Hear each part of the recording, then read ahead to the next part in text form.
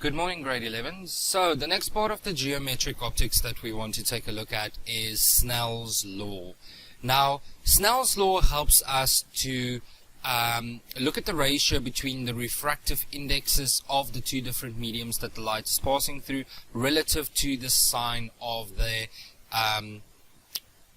incident angle and the refractive angle.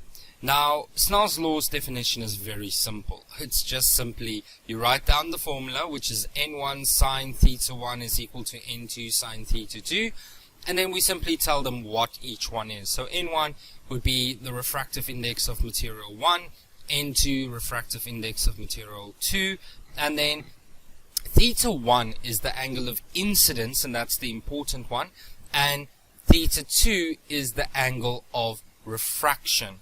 Now at the bottom there, those two little diagrams, please remember them, because these diagrams gives you the two rules that you had to remember from earlier on.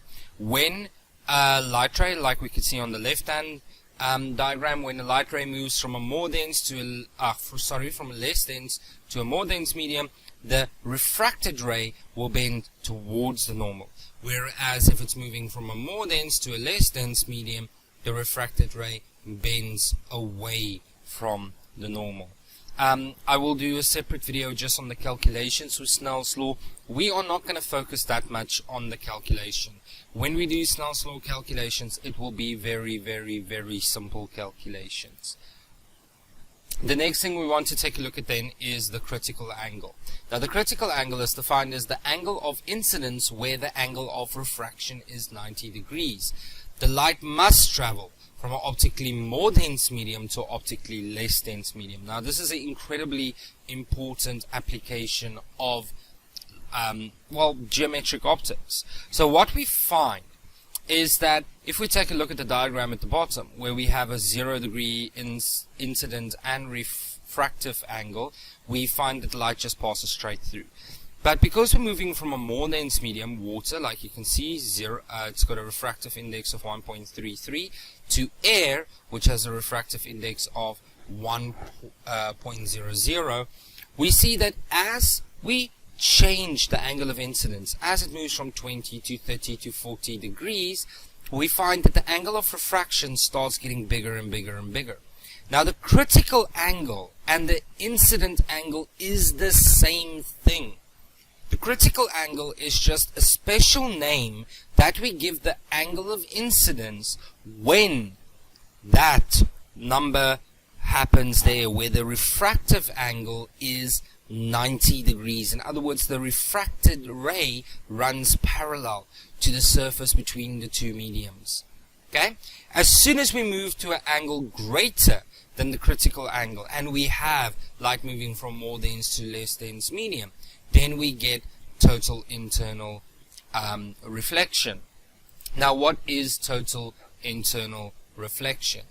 There's a couple of conditions that we have to follow first. Light must be traveling from an optically more dense medium to an optically less dense medium, and the angle of incidence must be greater than the critical angle. Okay? Now total internal reflection is literally the light can't exit the more dense medium. It's constantly being reflected on the inside of that medium. And the applications that we use there is we literally use it in jewelry. Okay? The reason those diamonds in a wedding ring and so on is so incredibly sparkly is because the stones are cut in a very specific way to trap a lot of the light by means of total internal reflection. So because there's more light being trapped on the inside, we find that when the light leaves, we perceive the stone to be more dense. And then in our day and age, probably one of the most important applications of total internal reflection is our optical fibers. Okay?